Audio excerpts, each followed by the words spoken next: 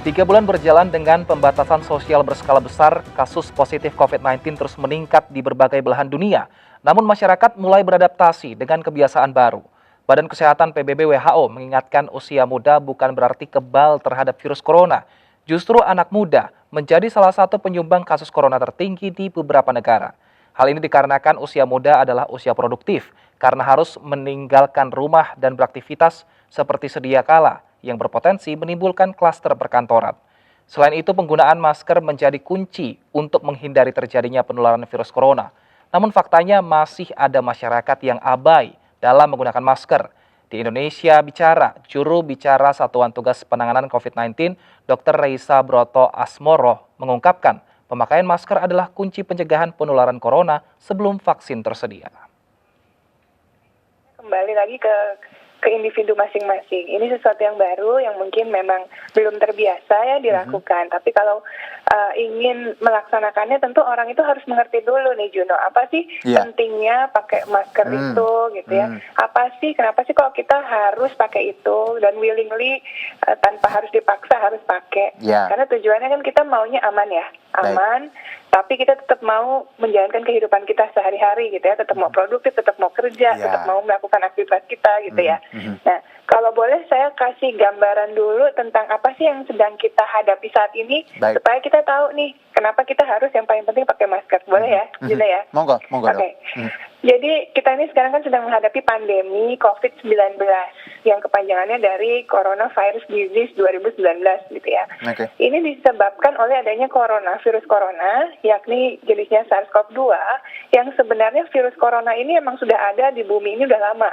Tapi dulu itu cuma bisa menyerang antara binatang dengan binatang. Baru sekitar tahun 1960-an dia ditemukan ternyata bisa menyerang manusia dan kemudian bisa menular dari satu manusia ke manusia lain. Kemudian makin banyak dipelajari lah tentang virus corona ini gitu ya. Nah, diketahui bahwa virus corona ini ternyata tipenya macam-macam. Ada alfa, beta, gamma dan lain-lain ya. Dan yang kita sering alami sebenarnya ada dua, tipe alfa dan tipe beta. Tipe alfa ini biasanya mengakibatkan penyakit yang nggak berat. Kita taunya ini seasonal flu atau flu musiman gitu ya. Nah, yang termasuk tipe beta ini yang kita dulu pernah tahu adanya SARS atau MERS. Nah, SARS itu dulu adalah SARS-CoV-1. Kemudian dia bermutasi, kemudian berubahlah menjadi yang sekarang kita sedang alami ini, SARS-CoV-2. Nah, virus corona itu sendiri, itu kan hidupnya di saluran pernapasan kita, ya. Dan karena dia hidupnya di saluran pernapasan, terutama saluran pernapasan bawah, yakni paru-paru, maka ketika ada inflamasi di situ karena ada infeksi, muncul cairan, ya, terbentuk cairan. Nah, cairan tersebut tentu mengandung virus. Nah, virusnya itu bisa keluar ya melalui cairan tadi, melalui mulut dan hidung kita, yang kita sebut sebagai droplet. Ya, percikan yang bisa keluar ketika kita berbicara. Karena kita nggak sadar ya, ada siraman-siraman rohani gitu ya, yang keluar kita kalau ngomong, kalau nyanyi, kalau bersin, apalagi kalau batuk, apapun lah kegiatan yang berhubungan membuka mulut gitu ya. Nah, ini yang disebut sebagai penularan secara langsung. Jadi dropletnya terpercik dan itu percikan itu bisa kemudian terhirup sama orang lain atau kena ke saluran tempat masuknya virus, yakni mata, hidung, dan mulut. Nah, ada juga kontak tidak langsung yang menyebabkan penularan antar manusia, yakni ketika si virus itu keluar melalui droplet, dia nyebar ke barang-barang yang ada di lingkungan kita, kemudian orang lain bisa pegang. Ini makanya airborne gitu dok, nyebutnya. Ini airborne, something yang enggak, kalau airborne itu tetap di udara, tapi dia partikel kecil sekali, jadi kurang dari 5 mikrometer. Itu makanya dia bisa bertahan kalau misalnya nggak ada sirkulasi udara atau ventilasi yang baik gitu ya, dia bisa bertahan di udara. Tapi karena di lingkungan umum itu enggak biasanya. Nah, kalau dia kena barang-barang di sekitar segala macam, berarti kan kita harus tahu nih, sebenarnya sumber utama penularan dari mana sih? Dari mulut dan hidung. Ya, makanya solusi pertama kita untuk melakukan penyelamatan dan memutus mata rantai pandemi ini adalah dengan menutup sumber keluarnya si virus itu, yakni dari masker yang menutupi mulut dan hidung. Tujuan utama itu. Makanya seberapa pentingnya masker, ya sangat penting. Karena daripada kita lockdown seluruh aktivitas kita, yang kita lockdown adalah sumber penularannya, yakni mulut dan hidung. BNPB pernah menggunakan istilah yang agak menarik ya. keras, yaitu silent killer gitu. Karena Iya, memang anak muda ini punya tendensi kalau dia terkena COVID mungkin tanpa gejala atau asimptomatik. Nah, inilah mungkin yang kadang-kadang menimbulkan berbagai macam tafsir gitu. Pada saat kita mengatakan silahkan yang muda beraktivitas, Betul. ini sebenarnya bukan dilandasi oleh fakta bahwa yang muda tidak bisa terpapar ya, tetapi kemungkinan dia untuk kemudian mengalami gejala yang serius itu relatif jauh lebih kecil dibandingkan yang usianya lebih senior. Tetapi kalau dia memiliki komorbid atau kondisi fisiknya kurang prima, itu tetap beresiko. Inilah sebabnya yang muda pun harus muda yang fit ya, muda yang kondisinya baik dan tidak kemudian dia relatif tidak kemudian dia bebas dari risiko COVID, tetap memiliki risiko COVID. Nah, inilah sebabnya tidak ada kemudian diabaikan itu yang namanya syarat-syarat menggunakan masker, jaga jarak dan mencuci tangan kepada yang muda juga harus melakukan. Tapi begini, artinya semua protokol ini ditujukan untuk meminimalisir. Baik. Tapi kita tidak bisa menjamin risiko itu hilang. Nah, kalau misalnya seseorang terkena, apabila dia usianya relatif lebih tua, memang ini kemudian kemungkinan mengalami gejala yang lebih berat itu lebih tinggi. Nah, inilah yang kita ingin melindungi. Kita berharap bahwa yang kemungkinan mereka apabila terkena atau terpapar itu tinggi risiko untuk kesakitannya, ini yang kemudian kita coba minimalisir exposure-nya di aktivitas sehari-hari.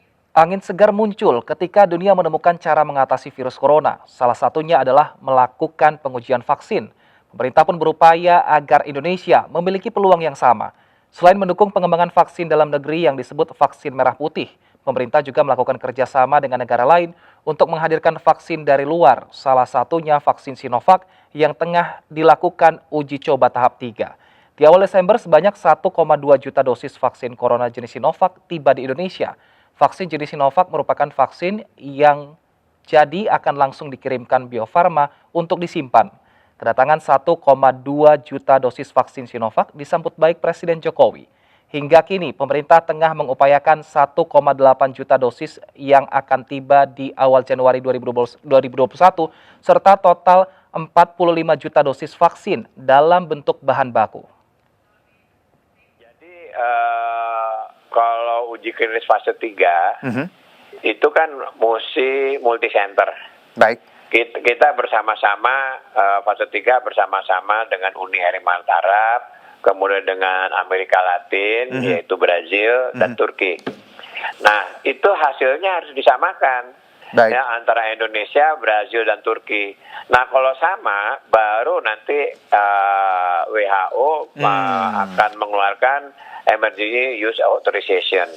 Atau kalau di Indonesia yang mengeluarkan adalah Badan POM.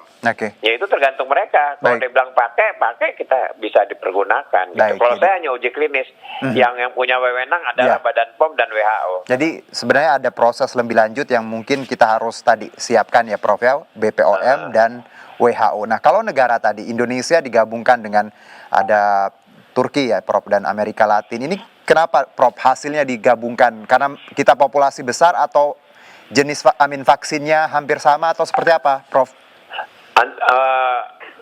Yang udah pasti kan pasti vaksinnya yang sama ya. Sinovac ini ya Prof ya? Ya.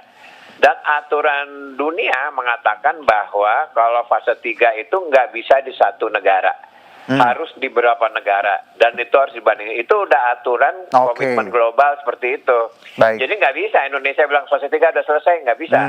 Harus dibandingkan dengan negara-negara lain yang udah juga fase 3. Baik, dengan kata lain bahwa ini kerjanya harus tadi paralel ya Prof ya, bahwa ada gabungan tidak hanya dari tanah air.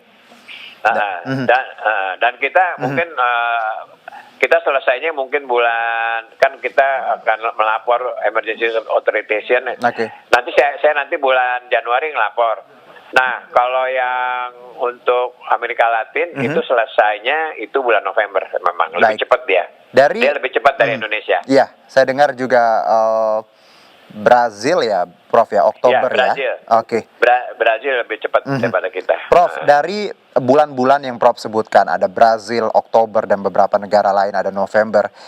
Insya Allah, Prof, kira-kira kita di bulan keberapa bisa tadi menggunakan vaksin ini dan diproduksi massal di tanah air? Maret kah atau perkiraan saja? Kalau produksi massal itu tergantung instruksi dari Badan POM kepada Bio Farma. Shell Kaleidoskop 2020 akan kembali sesaat lagi. Tetaplah bersama kami.